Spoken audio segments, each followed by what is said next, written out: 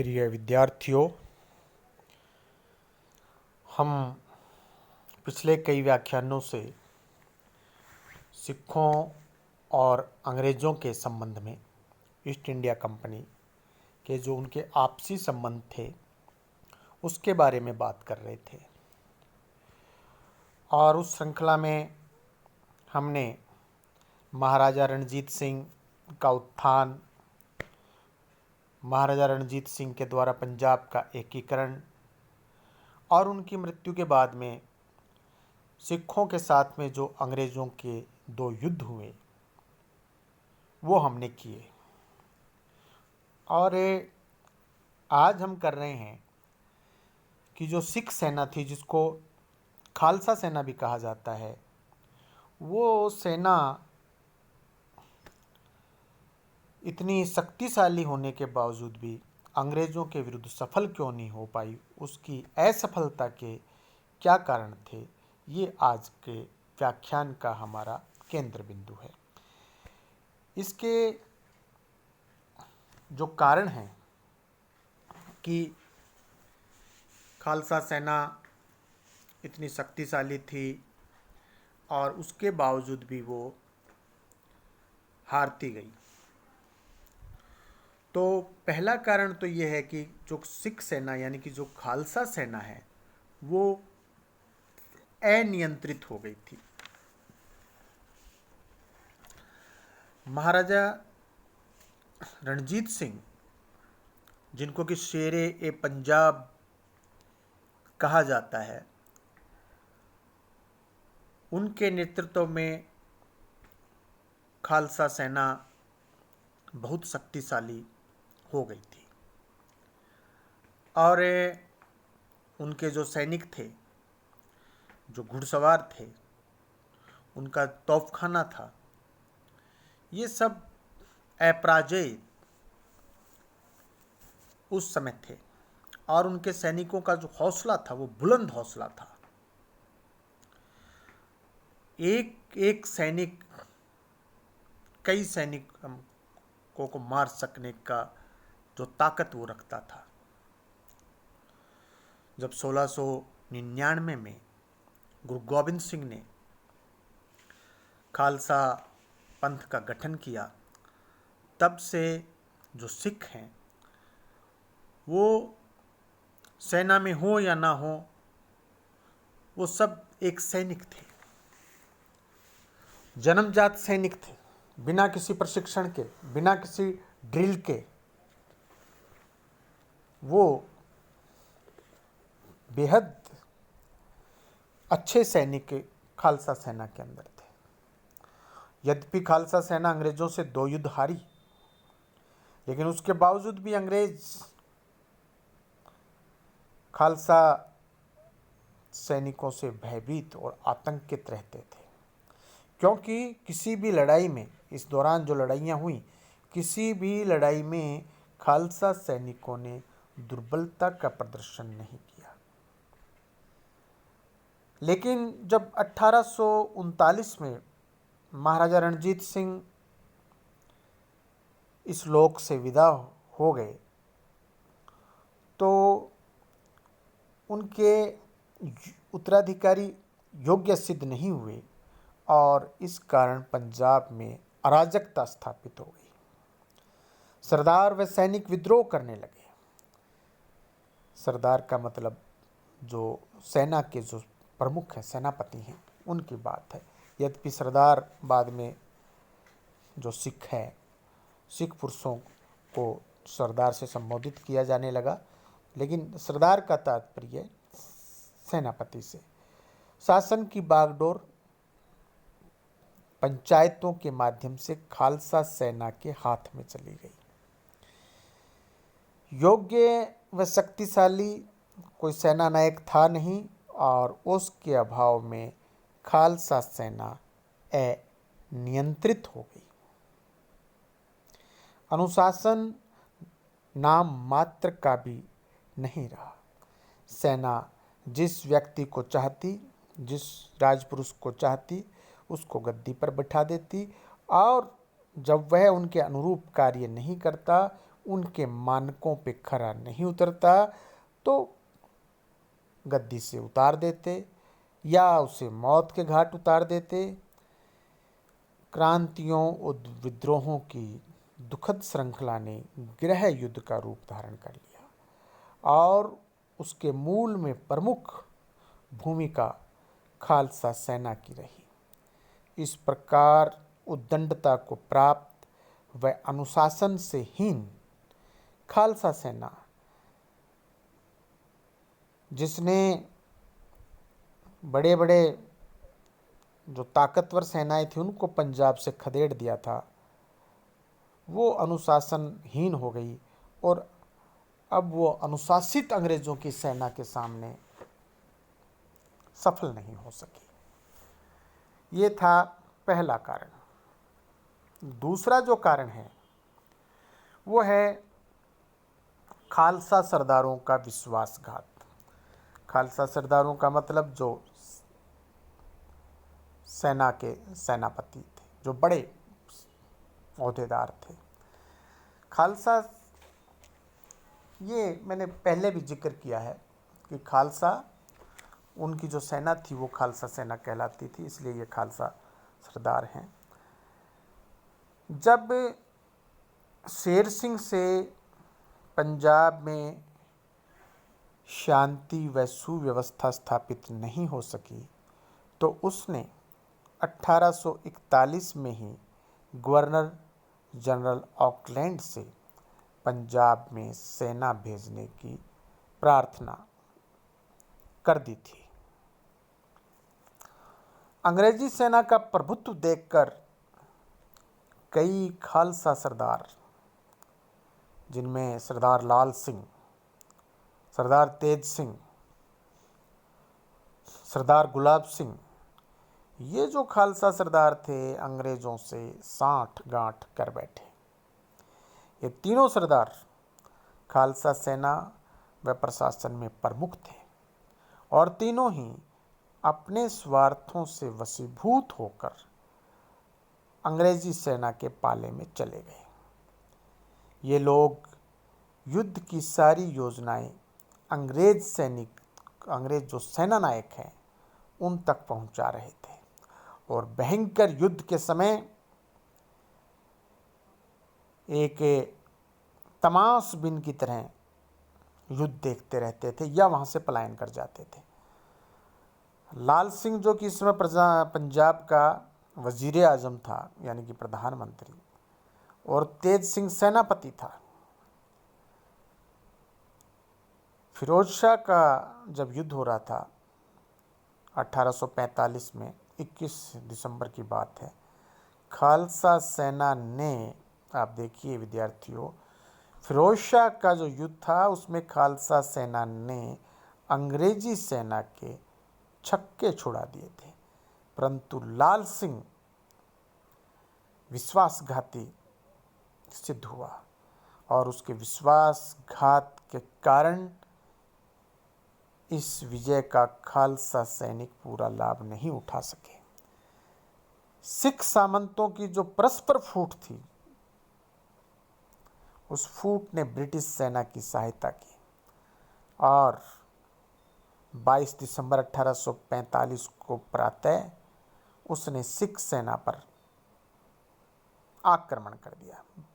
British सेना ने आक्रमण किया तो खाइयाँ उनका मार्ग नहीं रोक सकी और सिख सेना के पांव उखड़ गए। इस युद्ध में सरदार लाल सिंह ने अपनी सेना की सैनिक योजना हेनरी लॉरेंस के पास में भेज दी थी और इसका परिणाम यह हुआ कि वहाँ पंजाब को जो है वो पराजित होना पड़ा।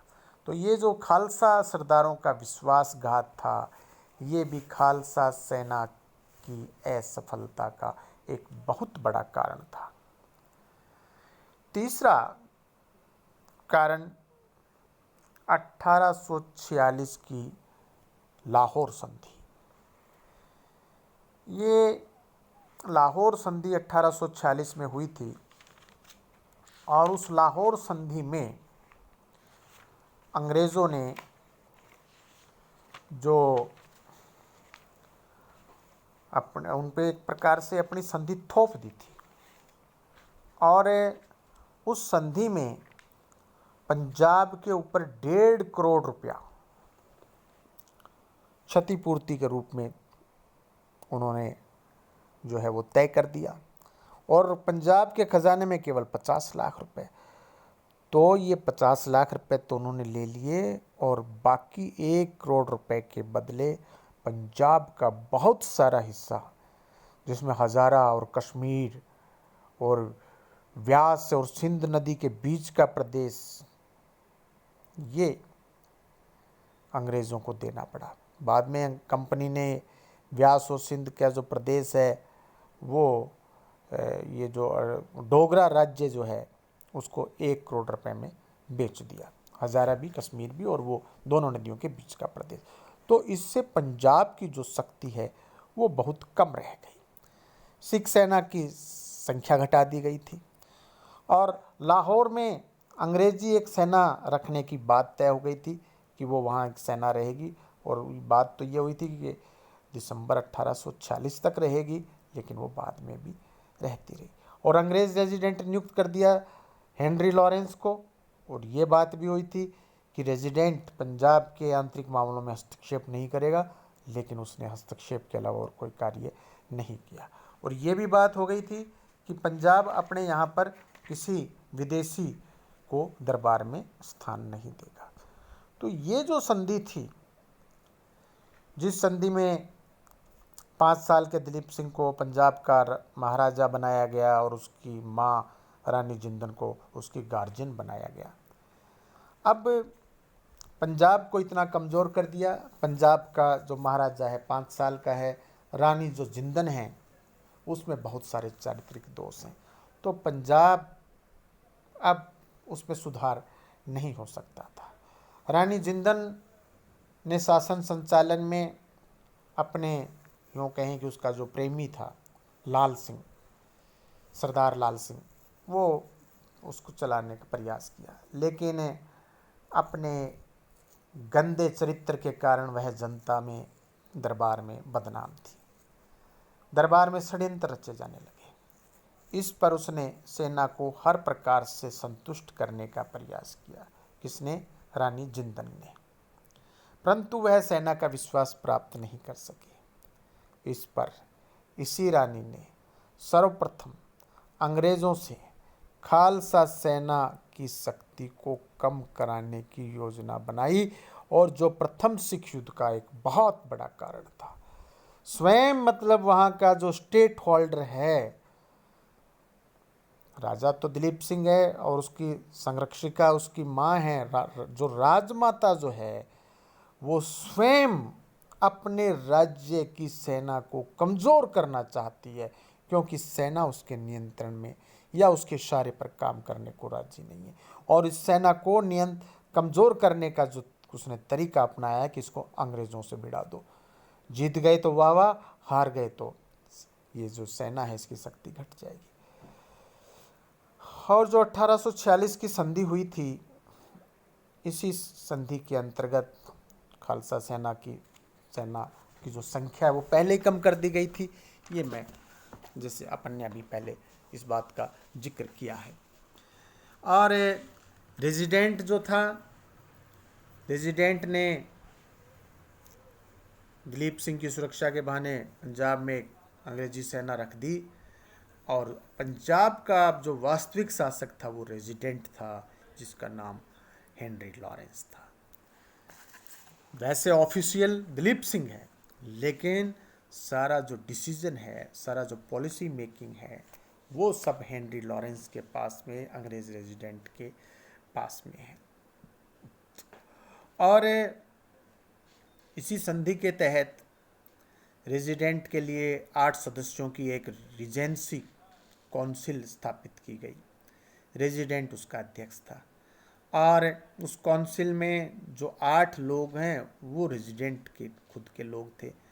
तो ये जो काउंसिल थी, ये सब पंजाब को कमज़ोर करने का, खोखला करने का कार्य कर रही थी, सेना को कमज़ोर करने का कार्य कर रही थी। क्योंकि पंजाब को कमज़ोर करना है तो पंजाब की वेल्थ के साथ साथ उसकी जो आर्मी है उसकी ताकत भी कम करनी होगी, और वो इन्होंने बखूबी किया। चौथा जो कारण है वह है महाराजा रणजीत सिंह के उत्तराधिकारियों में पारस्परिक द्वेष। मुगल औरंगजेब के बारे में विद्यार्थियों आप जानते हैं कि जब वो मरा तो उसके बाद में उत्तराधिकार यानी कि राज सिंहासन के लिए संघर्ष छिड़ गया, और यह भी आप जानते हैं कि उसके पुत्र अयोग्य थे। इसी प्रकार शेरे पंजाब महाराजा रणजीत सिंह के मरते ही उसके पुत्रों में, उसके जो संबंधी हैं उनमें पंजाब की गद्दी के लिए ग्रह कलह प्रारंभ हो गया। महाराजा रणजीत सिंह की मृत्यु के उपरांत उसका पुत्र खड़ग सिंह गद्दी पर बैठा।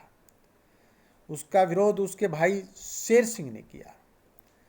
खड़ग सिंह अयोग्य और विलासी था, अतः जनता का सहयोग उसे प्राप्त नहीं था।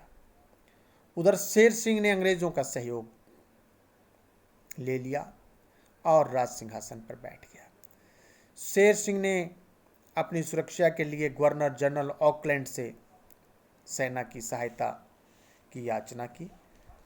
उसका पुत्र नौनिहाल सिंह यानी कि महाराजा रणजीत सिंह का पोता, वह एक योग्य व्यक्ति लड़का था और महत्वाकांक्षी भी था। अतः पिता के रहते ही उसने गद्दी प्राप्त करने का प्रयास किया, क्योंकि उसका पिता भी अयोग्य था।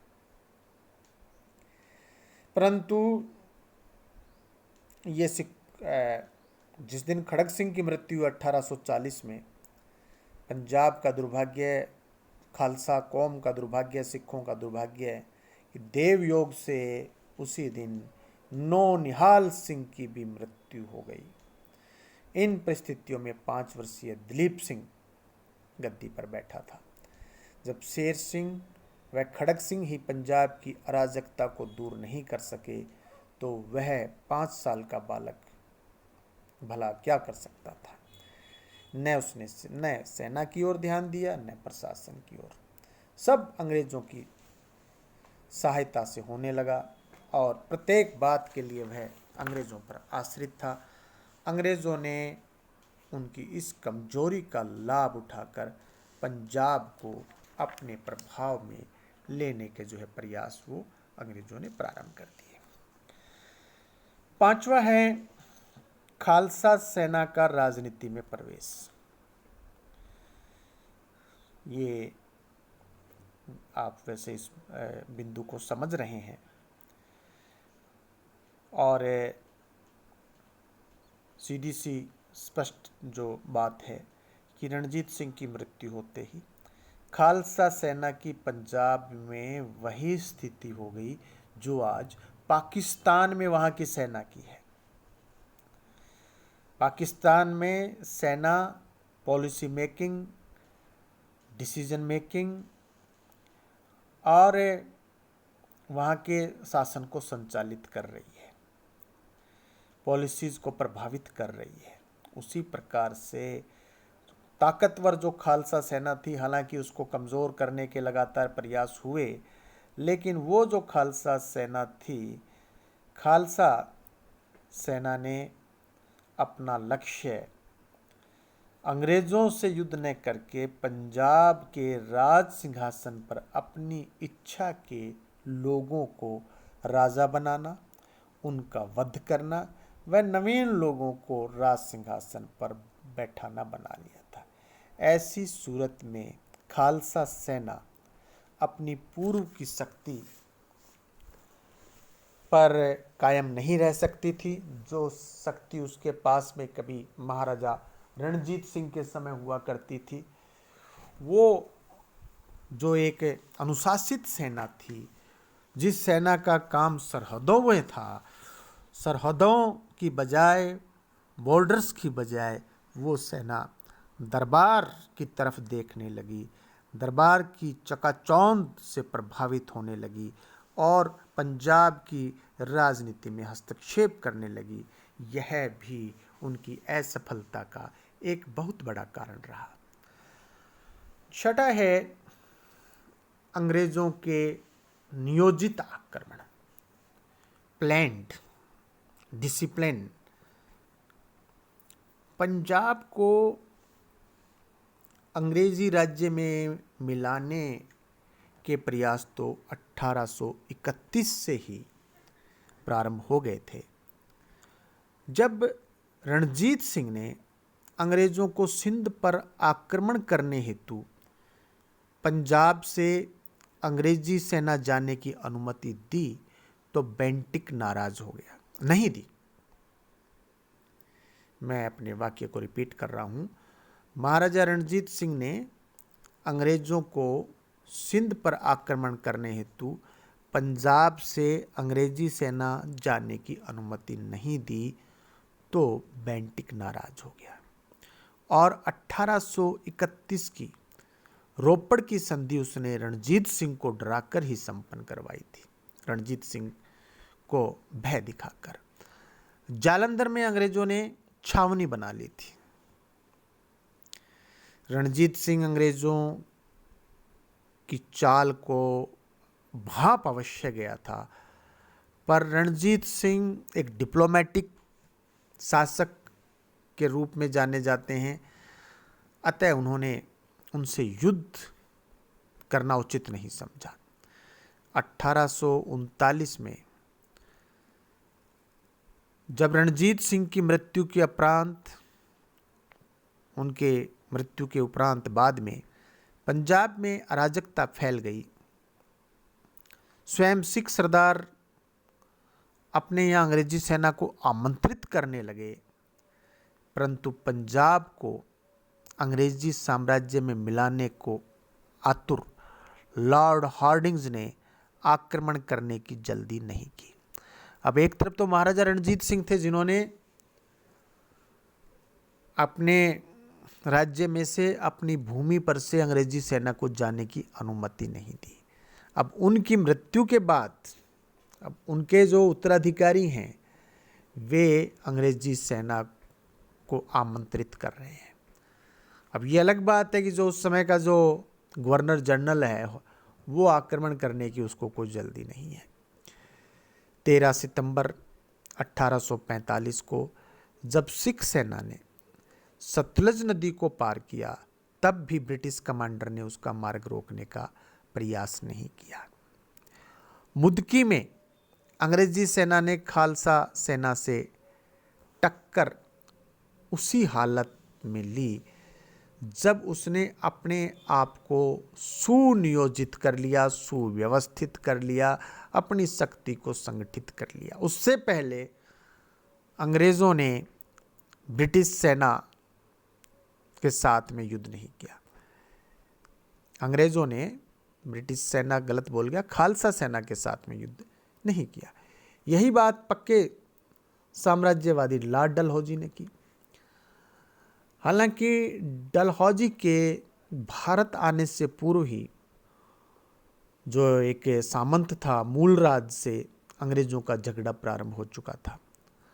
डलहौजी पंजाब को अंग्रेजी राज्य में विलय करने का इरादा इंग्लैंड से करके आया था, पर उसने भी पंजाब पर सैनिक आक्रमण करने में कोई जल्दबाजी नहीं दिखाई।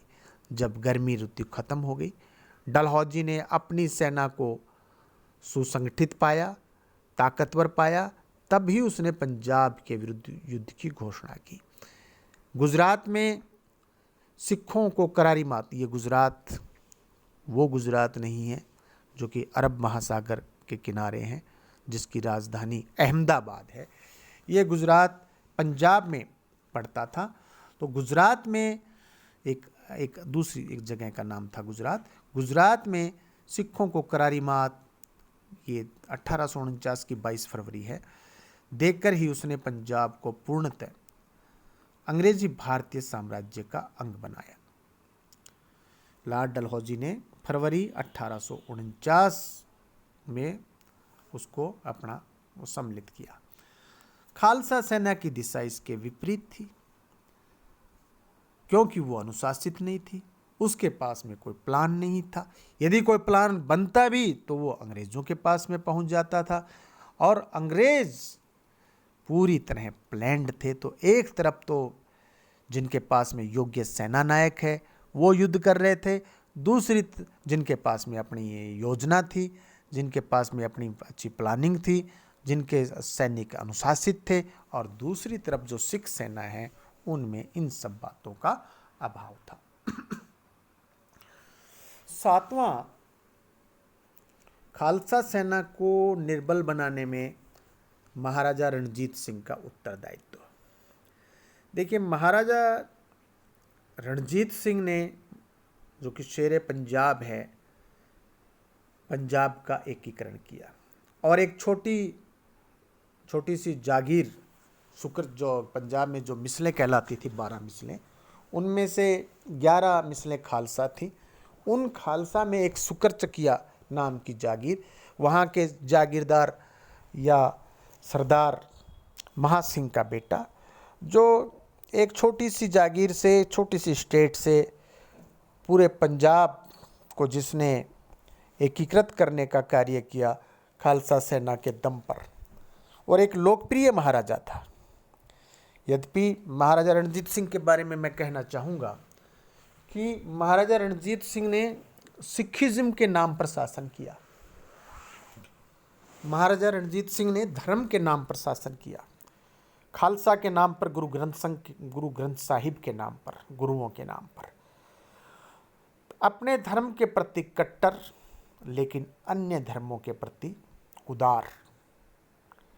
ये जो इनकी खूबसूरती है, प्रजा में चाहे सिख हो, हिंदू हो, मुसलमान हो, डोगरा हो, या इनके सेना में कोई ईसाई हो, प्रजा में जितने भी धर्म के अनुयायी हैं, सबको अपने धर्मों के अनुसार, अपनी धार्मिक पद्धति के अनुसार, अपनी परंपरा, अपनी संस्कृति के अनुसार जीवन जीने की पूरी स्वतंत्रता महाराजा रणजीत सिंह के पंजाब में थी। अब ठीक है, वो नाम सिखिज्म, शासन सिखिज्म के नाम पर है, सिख के नाम पर है, इसलिए सेना का नाम भी खालसा सेना है।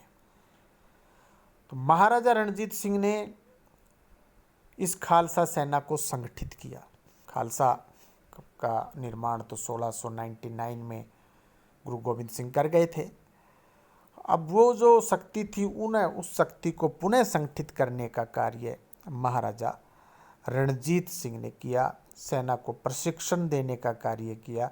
पहले पंजाब की सेना में ये परेड वगैरह या इस ड्रिल वगैरह नहीं होता था, और ये पंजाबी कहते थे कि ये जो ड्रिल करना है तो कोई जैसे कोई औरतों का डांस है। लेकिन महाराजा रणजीत सिंह ने यूरोप के लोगों से ये सीखा कि सेना की परेड और इस प्रकार के ड्रिल करना भी जरूरी है। महाराजा रणजीत सिंह ने वो चीज़ें प्रारंभ करवाई। महाराजा रणजीत सिंह से पहले पंजाब में जो सिख सरदारों की जो सेनाएं थी, मिसलों की जो सेनाएं थी, वहाँ वेतन वगैरह की कोई व्यवस्था नहीं थी। वो महाराजा रणजीत सिंह ने वेतन वगैरह की व्यवस्था भी उनकी की थी। तो महाराजा रणजीत सिंह ने सेना को बेहद संगठित और अनुशासित रूप प्रदान किया। लेकिन कुछ इतिहासकार मानते हैं कि उनका भी कुछ इसमें दोष रहा। अच्छे प्रशासक थे रणजीत सिंह, अच्छे सेनापति थे, और उनका सारा जीवन नेपोलियन की भांति युद्धों में ही व्यतीत हुआ, और उसका परिणाम खालसा सेना को निरंतर युद्ध करने पड़े। इससे सेना की निरंतर क्षति होती रही। दूसरे, रणजीत सिंह ने अंग्रेजी सैनिकों को सिख सैनिकों से अधिक वेतन देकर अपने सैनिकों को नाराज कर लिया, कुंठित कर दिया। अंग्रेजी आक्रमण की आशंका होने पर भी उन्होंने अपनी सेना को सुगठित एवं शक्तिशाली उस रूप में बनाने का प्रयास नहीं किया जिसमें आवश्यकता थी। यूरोपियन सेना से लड़ने के लिए जितनी तैयारी की आवश्यकता थी, वो महाराजा रणजीत सिंह ने नहीं की। उन्होंने जिन अंग्रेज अधिकारियों को सेना में स्थान दिया, उन अधिकारियों ने वफादारी नहीं दिखाई। युद्ध के समय धोखा दिया। महाराजा रणजीत सिंह में चारित्रिक निर्बलताएं जो थीं, उसमें भी सेना पर उसका दुष्प्रभाव रहा। वह भी मध्यकालीन बादशाहों की भांति सुरा और सुंदरी का दास था और वो बहुत सारे मौक़ों पर सेना के प्रति उदासीन हो जाता था। अपनी सेना निर्बल छोड़ने का एक कारण यह भी था कि वह अपने पीछे अपने जैसा रणकुशल वीर योद्धा उत्तराधिकारी के रूप में नहीं छोड़ के गया। परिणाम स्वरूप महाराजा रणजीत सिंह के मृत्यु के उपरांत खालसा सेना स्वार्थी, आत्मघाती और सैनिक गुणों से वंचित सरदारों के नियंत्रण में चली गई और उस सेना को अधिकांश लड़ाइयों में पराजय का सामना करना पड़ा और निर्णायक युद्ध में भी वो पराजित हुई। तो ये महाराजा रणजीत सिंह एक तरफ जहाँ इतने योग्य प्रशासक और सेनापति थे, पारखी थे, प्रजा के प्रति उदार थे, उनमें बहुत सारी ऐसी कमियां भी थी, बहुत सारे उनके ऐसे निर्णय भी थे जिन्होंने खालसा सेना को कमज़ोर बनाया। तो कुल मिलाकर के खालसा सेना की या सिख सेना की जो कमजोरियां, अनुशासनहीनता, राजनीति में भाग लेना, राजा कौन रहे इस बात में रुचि लेना और दरबार के अंदर हस्तक्षेप करना और समय के अनुसार अपने आप को अपडेट नहीं करना, ऐसी बहुत सारी कमियां रहीं। महाराजा रणजीत सिंह के द्वारा जो पॉलिसी जो बनाई गई वो कमियों के परिणाम सामने आने लगे।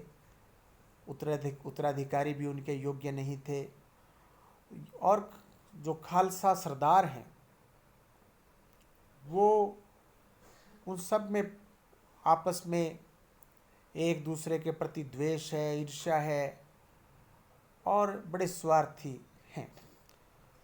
जो खालसा कभी खालसा के नाम पर एक जो खालसा में जो एक सरदारों में जो एक इनके जो यूँ कहें कि गुरुद्वारों में जो इनके जो जब गुरु पाठ होते हैं उस समय अरदास के समय जो कहा जाता है कि बोले सो निहाल, सत श्री अकाल, इन चीज़ों पर जो इनमें एक जोश आता था, वाहेगुरू दा खालसा वाहेगुरू जी फतेह, ये जो चीज़ें हैं जो कभी इनको एकजुट रखती थीं, अब इन वो पुरानी बातें भी, वो पुराने आदर्श भी, उसके सिखिज़्म के नाम पर, पंजाबियत के नाम पर जो इनमें एकता थी सरदारों में महाराजा रणजीत सिंह के बाद, वो नहीं रही।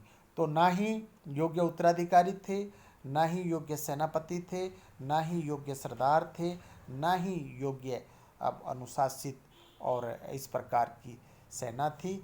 इन सब कारणों से सिख सेना को युद्ध जो भी युद्ध हुए उनमें पराजय होना पड़ा और ये उसको असफल होना पड़ा। बहुत बहुत धन्यवाद।